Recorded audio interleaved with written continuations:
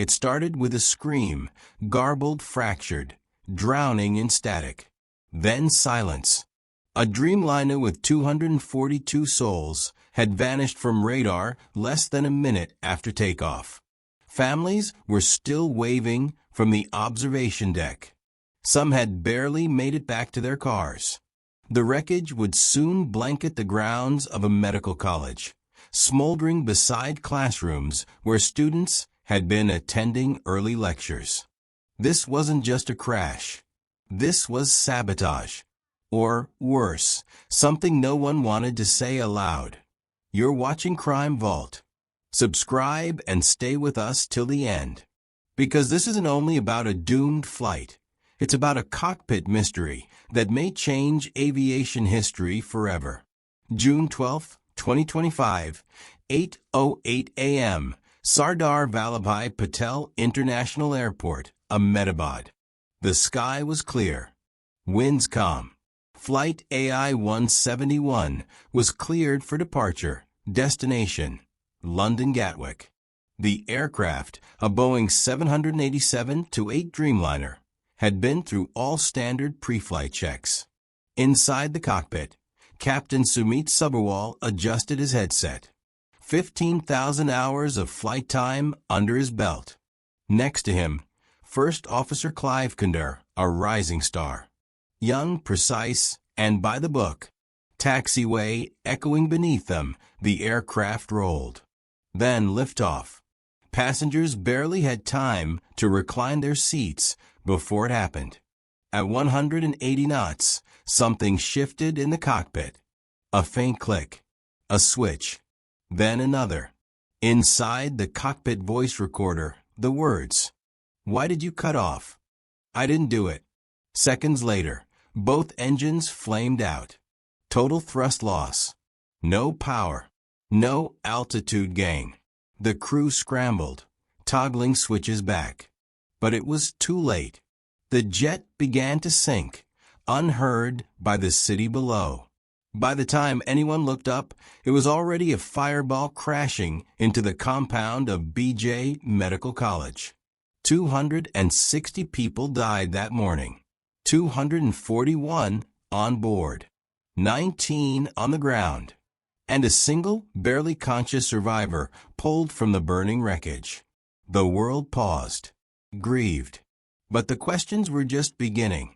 2 weeks later, AIB preliminary report released.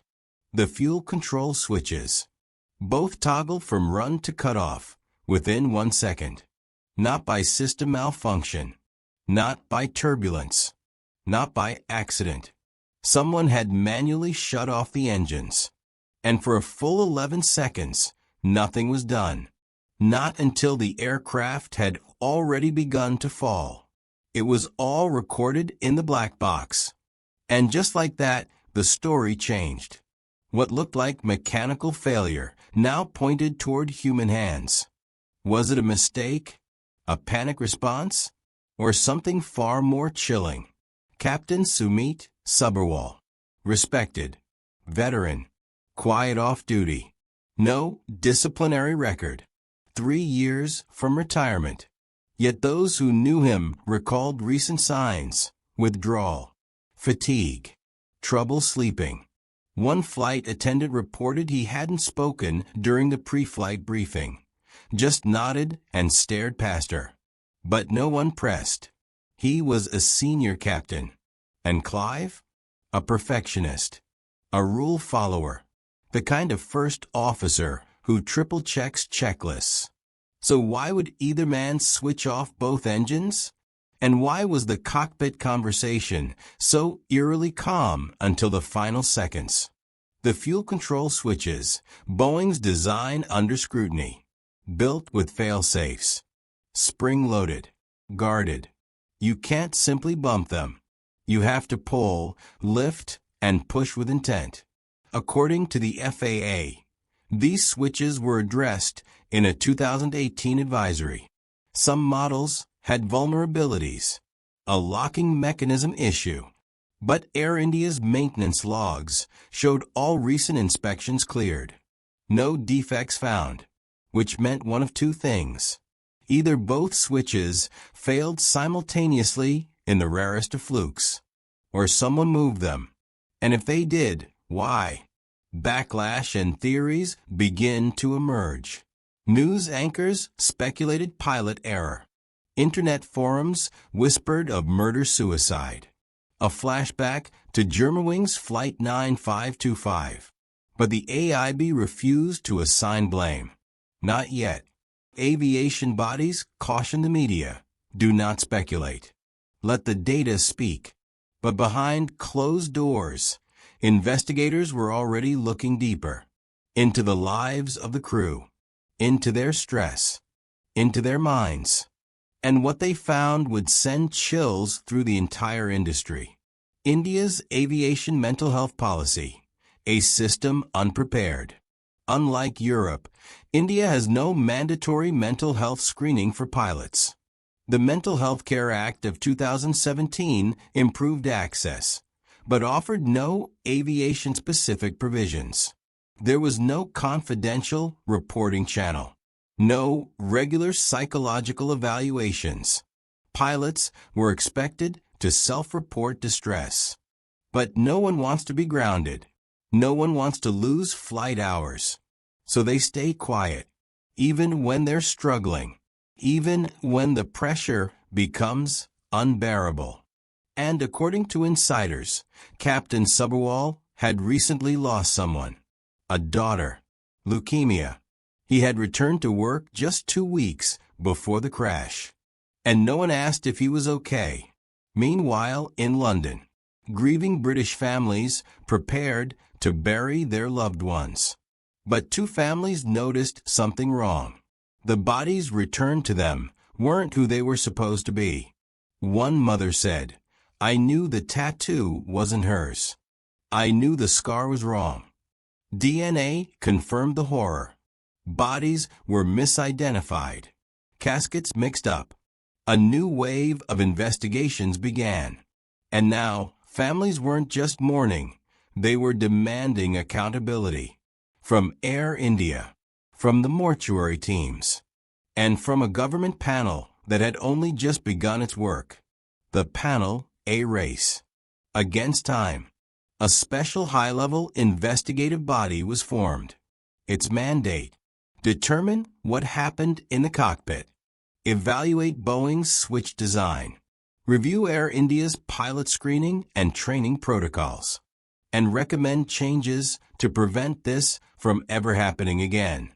They had 3 months, and a nation watching. One investigator, off the record, described what they saw in the flight data. The way those switches were moved, it wasn't fumbled. It was precise, as if rehearsed. Which brought investigators to a terrifying possibility. What if this wasn't a malfunction? What if it wasn't even just pilot breakdown? What if it was something premeditated? A message? The Mayday call and the 11-second gap. In that cockpit audio, after the engines were shut off, there was silence. 11 seconds. No expletives. No panic. Just breathing. And then reverting switches, as if they'd realized too late. Some believe those 11 seconds hold the key. A moment of confusion? A brief psychotic episode? Or hesitation? Regret from someone who had done something they couldn't undo? One survivor, one story. The only person to make it out alive was seated near the wing. He was unconscious for 36 hours. When he woke, all he could say was, there was a jolt. Then nothing. He remembers seeing the flight attendant bracing, holding onto a seat. He remembers hearing someone shout in the galley, something like, "That's not right, check it again." But whether it was a passenger or crew member, he doesn't know. He may never know. The Ram air turbine, RAT, and final seconds. Data shows the RAT deployed a small wind-powered generator that kicks in during total power loss. This confirmed it. Complete electrical failure occurred. The engines had truly died. The Dreamliner was flying blind, sinking fast, systems failing one by one. Final altitude drop, 2,100 feet in 22 seconds. And then hit. Hard.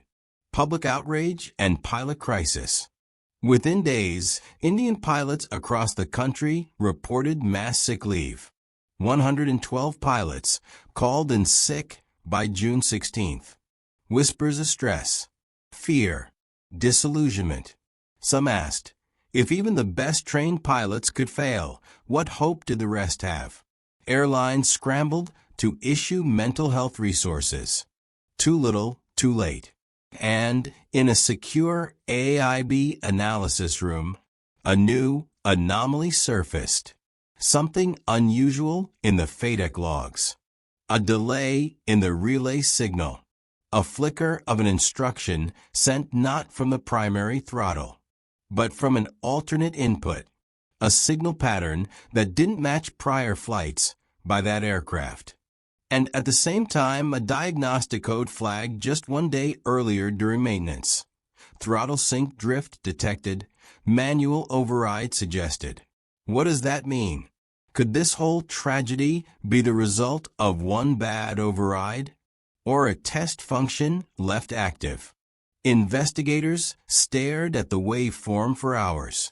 The lead analyst whispered, or someone bypassed the system.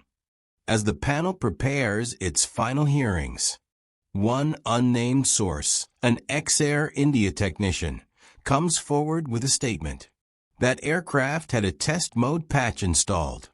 It's not supposed to be active during flight. If someone accessed it, they could shut off everything. The panel orders the technician into protective custody, and a new trail emerges. One that might take us deep into the engineering corridors of a forgotten software vulnerability, or a deliberate act by someone trained to exploit it. And perhaps the cockpit wasn't where this tragedy began. Perhaps it started weeks before, in a server room. Thank you for following this tragic arc. From hopeful takeoff to calculated sabotage, from silence to revelation. Share this video to honor the victims and to push for aviation transparency worldwide. If you're not subscribed, do so now, for we at Crime Vault keep digging. Because silenced voices demand that their stories be heard.